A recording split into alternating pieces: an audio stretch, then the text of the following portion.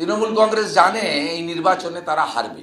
15 বছরে যদি কিছু করতে না পারতো তাহলে 11-র পর 16-এ আর আসতো না। আর 26-এ মানুষের রেডি হয়ে আছে, আসবে এই সরকার। বিধানসভা ভোটের আগে অন্তর্বর্তী বাজেটে ঢালাও ভাতা ঘোষণা করেছে তৃণমূল সরকার।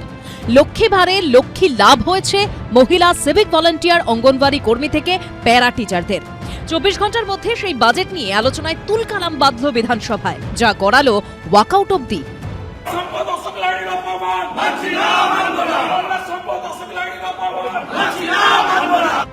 শুক্রবার অন্তর্বর্তী বাজেট নিয়ে বিজেপি বিধায়ক অশোক লাহিড়ী বলেন, এত বড় বাজেট, কাল রাত 4:30 পর্যন্ত জেগে পড়েছি। এরপরই মোদী সরকারের বাজেট নিয়ে মমতা বন্দ্যোপাধ্যায়ের এই মন্তব্যের প্রসঙ্গ টানেন তিনি। হামটি ডামটি বাজেট। বিজেপি বিধায়ক অশোক লাহিড়ী বলেন, কেন্দ্রীয় বাজেটকে হামটি ডামটি বাজেট বলেছিলেন মমতা বন্দ্যোপাধ্যায়। আমার মনে হয়েছে ওটা উনি নিজের রাজ্যের বাজেট নিয়ে বলেছেন। এরপর জবাবে ভাষণ দিতে ওঠেন অর্থমন্ত্রী চন্দ্রিমা ভট্টাচার্য। তিনি অশোক লাহিড়ীকে কটাক্ষ করেন বলে বিজেপির অভিযোগ, যার প্রতিবাদ করেন শুভেন্দু অধিকারী সহ বিজেপি বিধায়করা।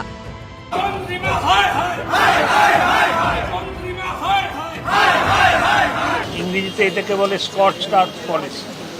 যখন আপনার দেশে আক্রমণ করে আমি পারলাম না, হেরে ফিরে যাচ্ছি, তখন ধান ক্ষেত জ্বালিয়ে দিলাম, বাড়িঘর জ্বালিয়ে দিলাম। ব্যক্তিগত আক্রমণ না করে যা বক্তব্য রাখা হয়েছে তার কথা বলা উচিত। সদনে দাঁড়িয়ে বলেছি, রেকর্ডেড, যে আপনি বাংলার লোক, গর্বিত। কিন্তু এত অর্থনীতি কিন্তু বাংলা শিখে খালি বোঝা পড়া যায় না, এটা আবার ইংরেজিও পড়তে হয়। আমাদের বলছেন সদনে যে ভোর 4টে অবধি ওনাকে পড়তে হয়েছে। এবার যদি আমি বলি যে আপনি এইটা এত ভোর 4টে অবধি পড়লেন, তার মানে অনেক কিছু বুঝতে হয়েছে, তাহলে এটা কি ব্যক্তিগত আক্রমণ হলো?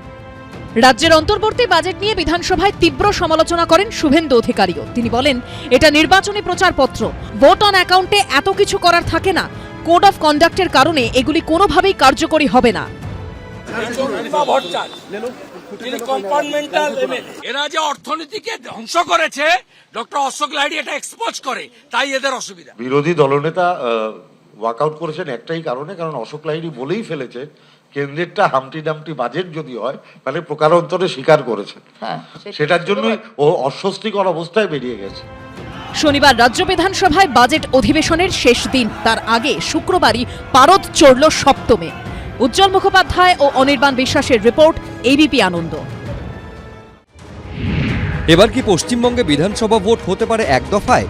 জল্পনা উস্কে শুক্রবার মুখ্য নির্বাচনী আধিকারিকের দপ্তর সূত্রে দাবি করা হয়েছে তারা পশ্চিমবঙ্গে এক দফায় ভোট করতে প্রস্তুত। এমনকি জাতীয় নির্বাচন কমিশন এ বিষয়ে পরামর্শ চাইলেও সিইও দপ্তর থেকে এক দফায় ভোট করার কথা জানানো হবে বলেই সূত্রের দাবি। এক দফা, দু দফা বা 8 দফা 7 দফার নয়, যত দফাতেই নির্বাচন হোক, বাংলা বিরোধী জমিদারদের দফা রফা করে ছাড়বে বাংলার মানুষ। কত দফায় ভোট হবে তা অনেক ক্ষেত্রে নির্ভর করে কত কোম্পানির কেন্দ্রীয় বাহিনী পাওয়া যাবে তার উপরেও। 2021-এ 8 দফায় বিধানসভা ভোট হয়েছিল পশ্চিমবঙ্গে, যা এখনো অবধি সর্বাধিক। সেবার সর্বোচ্চ 1071 কোম্পানি কেন্দ্রীয় বাহিনী পাঠিয়েছিল নির্বাচন কমিশন। এখন সবথেকে বড় প্রশ্ন হলো, এবার কি হবে? আমরা চাই 2024 এবং 21-এর মতো নির্বাচন যেন না হয়। আমরা চাই ভূতেরে যেন ভোট না দেয়। সকালবেলা কোচবিহারে দিলাম, তারপরের দিন এসে মালদায় মেরে দিলাম, তার 3 দিন পরে এসে মুর্শিদাবাদে মেরে দিলাম, তারপরে এসে দক্ষিণ 24 পরগনায় দিলাম, ফাইনালি ভবানীপুরে ঝেড়ে দিয়ে চলে গেলাম। এই ব্যবস্থা বন্ধ। পশ্চিমবঙ্গে 2011 সালে বিধানসভা ভোট হয়েছিল 6 দফায়, 2016 সালে 6 দফায়, 2021 সালে 8 দফায়, 2014, 2019 এবং 2024 এই 3টি লোকসভা ভোটই এ রাজ্যে হয়েছে 7 দফায়। এবার কি হবে তা নিয়ে জল্পনা তুঙ্গে। তবে সবটাই ঠিক হবে এসআইআর এর চূড়ান্ত ভোটার তালিকা প্রকাশিত হওয়ার পর। এখনো অবধি ঠিক আছে 14 ফেব্রুয়ারি চূড়ান্ত ভোটার তালিকা প্রকাশিত হবে, কিন্তু এখনো কাজ শেষ না হওয়ায় উত্তর কলকাতার 4টি বিধানসভা কেন্দ্র, দক্ষিণ 24 পরগনা, মালদা ও কার্শিয়াংয়ের শুনানির সময়সীমা বাড়তে চলেছে বলে সিইও দপ্তর সূত্রে খবর। ফলে শেষ অবধি পশ্চিমবঙ্গে 14 তারিখ চূড়ান্ত তালিকা প্রকাশিত হবে কিনা তা নিয়ে যথেষ্ট সংশয় রয়েছে। ইতিমধ্যেই উত্তরপ্রদেশে চূড়ান্ত ভোটার তালিকা প্রকাশের সময়সীমা পিছিয়ে দেওয়া হয়েছে। উত্তরপ্রদেশে চূড়ান্ত ভোটার তালিকা প্রকাশিত হবে 10 এপ্রিল। পশ্চিমবঙ্গেও কি সেরকম কিছু হতে চলেছে সেটাই এখন দেখার।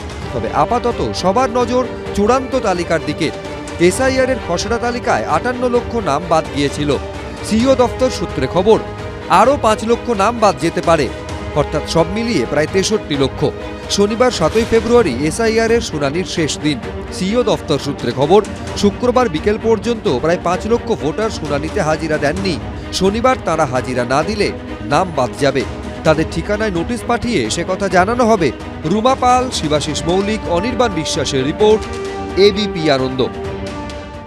এবিপি আনন্দ, এগিয়ে থাকে, এগিয়ে রাখে।